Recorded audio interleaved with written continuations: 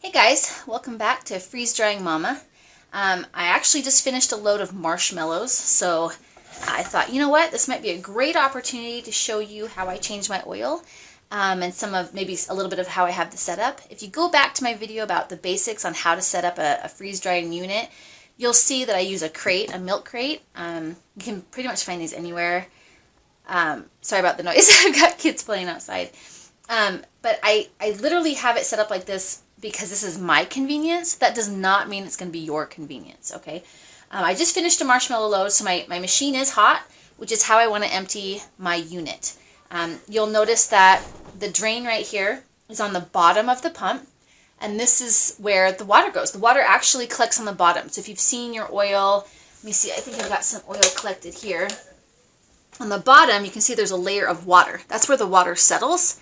It's actually right here. This is from a bunch of my loads. I filter, but I don't always reuse it because I let them run for a couple loads. Okay, so you're going to see it come out pretty fast, but the reason I do it while it's hot is because this oil that I use, the Dairyland brand vacuum pump oil. I have the standard pump from Harvest Right. This is what I use. It's a nice bright blue. It comes out looking fairly clean, but sometimes it doesn't. I do run it through a couple batches before I actually drain it. Some people do it every day, every time they run a load, which is great. You do what you have to do. This oil is so viscous that I let it run for a couple, only 2, maybe 3 at the max.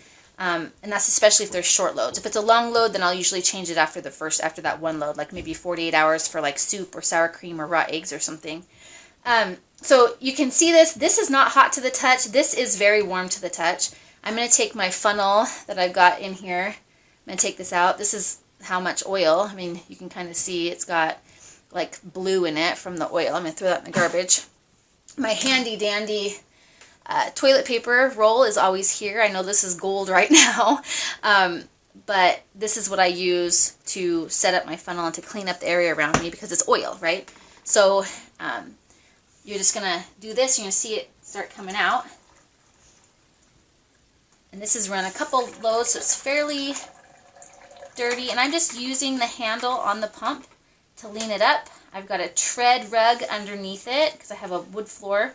I've got a tread rug underneath the crate, and the crate just leans forward. And I use the Brita filter. If you check out my Brita filter, how do you make a Brita filter for your Harvest Right video, I show you exactly how I do it, what I do. Same thing that a lot of other people do. Use the toilet paper, the coffee filter, use the old used Brita filter. You don't actually need the filter, it's just the holder for it. I like to tilt them, turn it just a little bit so it can handle a little bit more tilting. But the oil came out, or the water came out first, because that's where the oil lets it come down. So it's nice and hot, and this actually drains out nice. Everything comes out nicely when it's warm. When it's not warm, you have a little bit of a fight, and it takes a while to do. And nobody wants to fight with anything, right? So I just load it and keep running it. Now, if I was filtering my oil for reuse, I would put it into a bottle labeled filtered. However, since I'm not going to be reusing my oil, I will just put that aside for my discard bottles, and then I will get out brand new oil and put it in.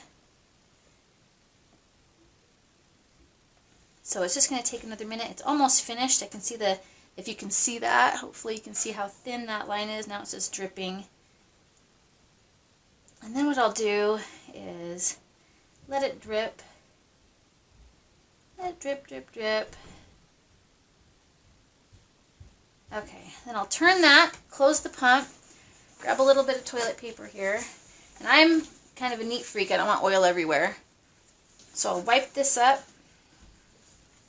Make sure everything's wiped up and clean. Leave my filter over here. And I never, ever leave my pump without oil. Ever. Because I don't want to accidentally start that up or have my husband somehow dropped my little oil thing. Or have my husband accidentally start it. Not that he would. This is my toy. But he needs that. I just want to make sure that it's safe, right? I want to make sure that this is safe to turn on, and you can't do that without oil in it. So anytime I change the oil, I always replace the oil. I've got my little funnel that I keep here. I got that at the dollar store. It strictly is only for use with my oil pump, so it's always handy, and I put it in, as you saw, with a little wad of toilet paper. And I'm watching right here as I fill this. I'm just going to watch this. It usually takes about 3 of these. Might take more because I completely drained it. And I'm watching for my oil line to get up here to the line. And again, give it a second because it's got to get around all those bits to get to the front part. So usually count and wait. And I know you can't see it from where you're at, but the lighting's not good in here anyway. You can't see that. So, but you'll see where the window's at. The window's a little round circle here, and it should start popping up through here. Right now it's just, oh, there we go. And I always go just a little bit above the line because it has to run that extra. So I just go a little bit. I don't usually go too much above the line. Put my lid back on my Dairyland oil. Little push there for Dairyland. I love them. I haven't had any problems since I started using them. I was using the Robinair oil for a while, and I had to pull this thing open and completely get it gunked out. I cleaned it with brake cleaner because it was so bad. The whole insides and stuff, the components were just gunked up. But now my oil's coming out so nice. Even though it's dirty oil, and you can see that it's dirty oil, it's not gooped up oil with a lot of sediment like it was before. So I like that more viscous oil, the thicker oil, for my machine because it's a little guy. It needs love and attention, and I'm constantly running it. So right now, I've just changed the oil because I literally just packaged up my marshmallows. And then I'm going to have to start as soon as it's defrosted in 2 hours. I'm going to have to get the next batch in. I don't have time for this guy to sit here and wait, and I don't have time to wait for a new pump in case I do something wrong with this one. So maintaining your pumps is really important. So what I did there is I just wadded up some toilet paper, right? Just not even wadded it, just rolled it, folded it. I'm tucking it in one of these holes. I've given this enough time. It's not dripping really anymore that I can see, but it can still go down there. And then you want to make sure that you put your drain top in, your little valve thingy there, whatever it's called. And you just make sure it's hand tight. It doesn't need to be anything tighter than that because you're going to have a heck of a time getting it out. Okay, so thank you so much. Hit subscribe. I hope you check out how else we maintain our freeze-drying equipment over at freezedryingmama.com, or check out some of my other videos. Hit notifications so you don't miss anything. I've got lots of fun stuff coming down the pipe. Thanks, guys.